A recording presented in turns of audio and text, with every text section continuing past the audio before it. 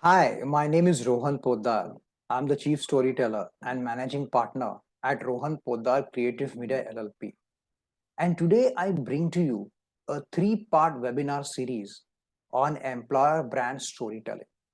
Now, based on a lot of client interactions that me and my team had, clients normally want to understand how do they begin with employer brand storytelling. What things do they need to put in order to begin on such an assignment?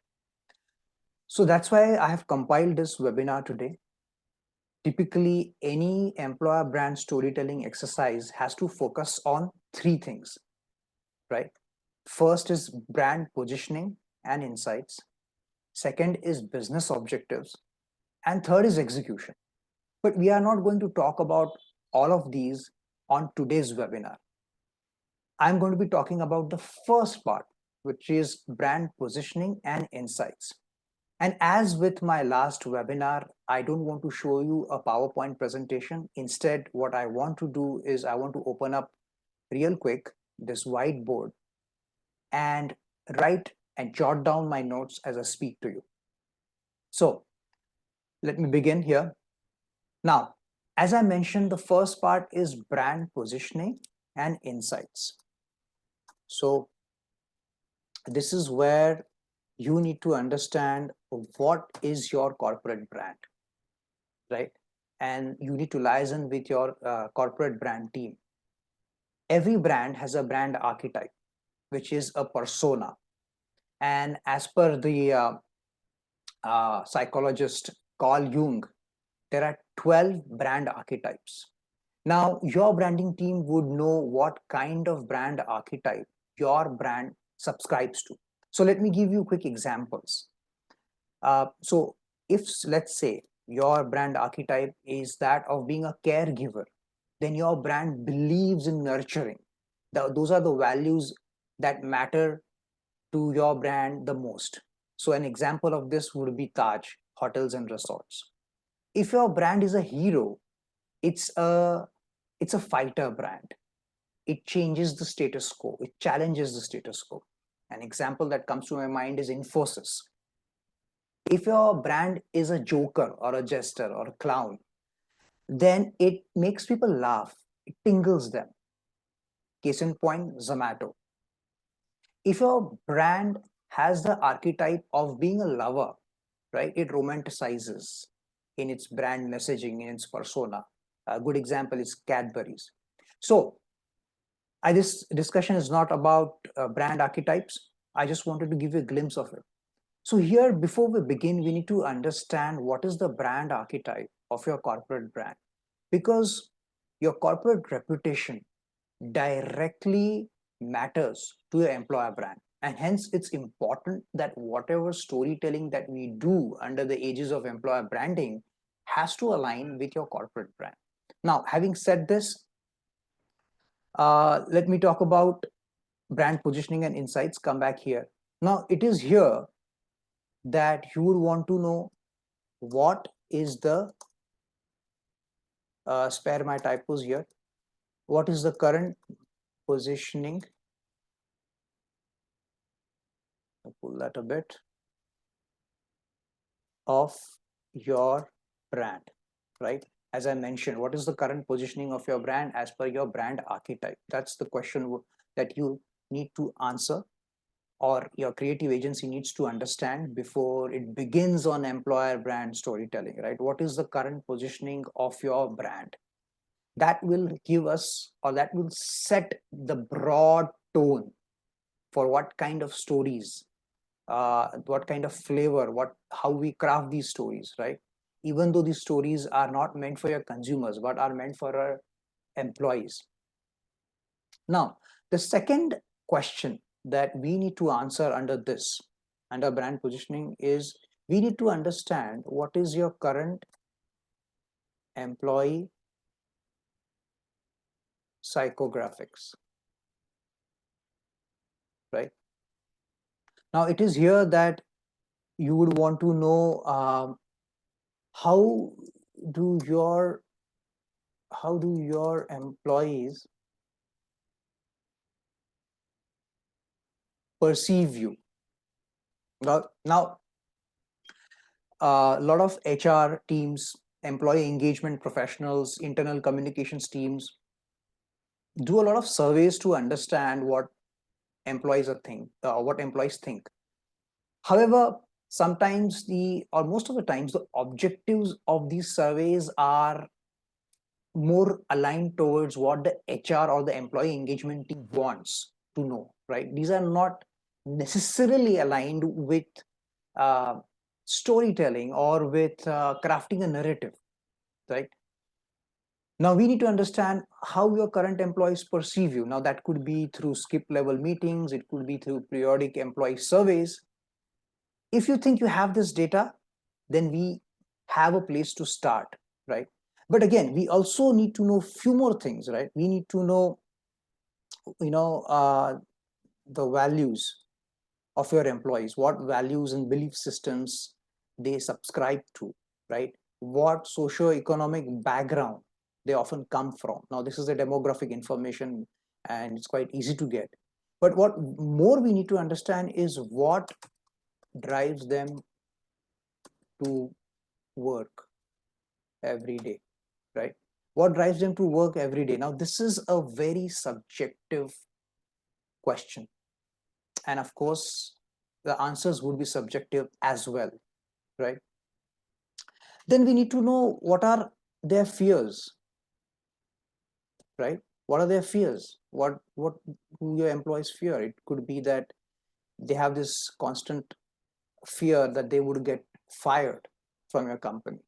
There could be a fear that your company doesn't allow talent to grow, for example, right? And what do they aspire for, right? Now we need to understand all these different facets of how your employees perceive you. Now, if you already know this, then we have a very good head start here. If you don't, then we need to know about these aspects. All right, let me look at the third part here, which is, you know, current insights of target candidates. Again, goes without saying, sorry for the typos because of the writing.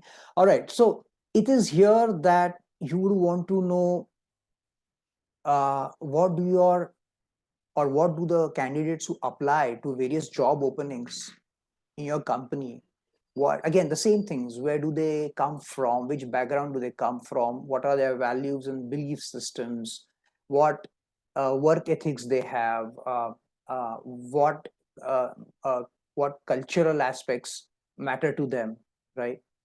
What are their aspirations? So what you did in the second part about your employees, you would do the same exercise, or you would try to know the same things about the candidates who apply to various job openings in your organization. Now again, your organization may have multiple types of openings, right? Right from a junior software engineer to, let's say, the chief technology officer or something thereabout. It's here where we need to prioritize which are the target profiles that we are talking about, right? Where do we want to focus?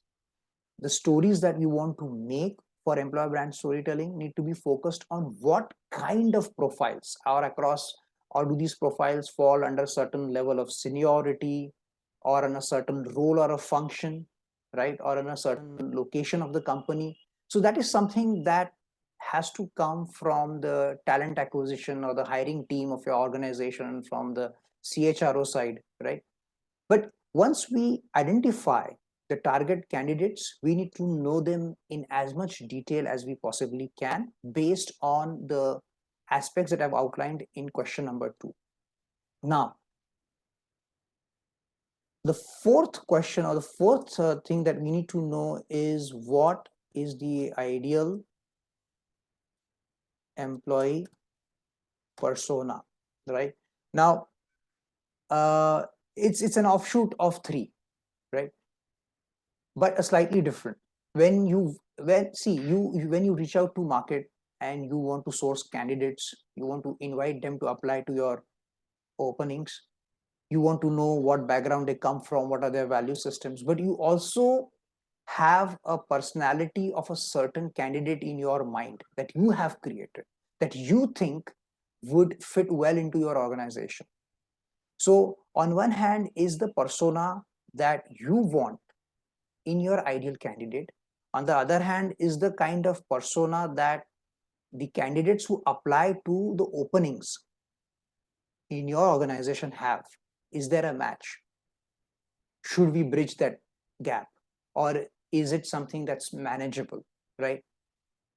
The more nuanced our position is, the better our stories will be, the sharper our communication would be, right?